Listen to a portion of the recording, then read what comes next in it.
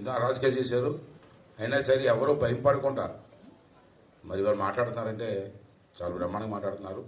ఇంకా 40 రోజులు ఉంది. 40 రోజులే కాదు, రాబోయే రోజుల్లో చంద్రబాబు నాయుడు తెలుగుదేశం పార్టీ అధికారంలోకి వచ్చినా, చంద్రబాబు నాయుడు ముఖ్యమంత్రి అయినా ప్రజల తాలూకు మనోభావాలు మళ్ళీ చంద్రబాబు నాయుడు గారికి కూడా చేరవలసిన బాధ్యత మీ మీద ఉంది. అర్థమైంది చెప్పింది. ప్రజలు ఏం కోరుకుంటున్నారో, చంద్రబాబు నువ్వేం చేస్తున్నావు, ఏం చేయాలని కూడా సూచనలు చేయవలసిన బాధ్యత మన మీద ఉంది. రాజధాని తెస్తా అన్నావు, రాజధాని చేయలేకపోయి కదా, మరి ఎందుకురా నీకు ఓటు వేయాలా?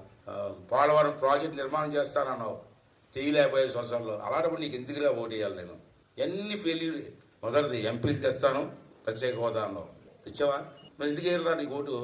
రైల్వే జోన్ అన్నావు, ఇచ్చావా? అధికారంలోకి వస్తే అమరావతి రాజధాని అన్నావు, చేసావా? జాబ్ క్యాలెండర్ అన్నావు, ఇచ్చావా? అలాగే ఇవన్నీ కూడా రాసుకోవచ్చు. మద్యపానం నిషేధం అన్నావు, అలాగే 30 లక్షల మందికి ఇల్లు కడతా అన్నావు. వీళ్ళు పైసా అవ్వలేదు, పైసా కూడా ఇల్లు కట్టాను అంటాడు.